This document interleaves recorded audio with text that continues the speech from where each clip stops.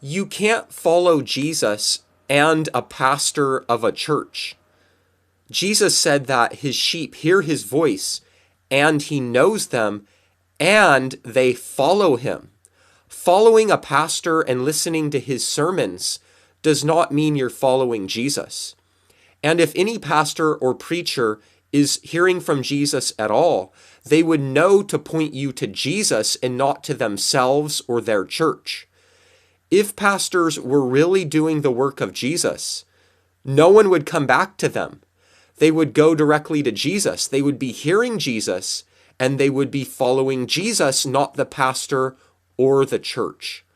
The model today that is set up in the organized churches is so backwards, it only works with the hirelings. Jesus called the pastors hirelings. They are hired helpers, and they are not hired by God. They are hired by people who want to hear the sermons that are of their doctrines. As long as the hirelings are speaking the doctrines of men, the people will continue to pay them. But if any pastor starts speaking the truth of Jesus and pointing to Jesus, no longer are the bills going to be paid, and that pastor is going to lose his income. Pastors and the churches live off of people giving to them the money that they need to support their organization. And if they start pointing people to Jesus and not to them, their organization would fall apart.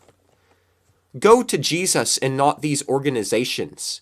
These organizations are hirelings, and they are not hired by Jesus, they're hired by men who want to hear the doctrines of men. If you want to know the truth, listen to Jesus, because he is the good shepherd and his sheep hear his voice and they follow him. You cannot follow a hireling and Jesus. Follow Jesus and you will not be led astray. His sheep truly hear his voice and follow him.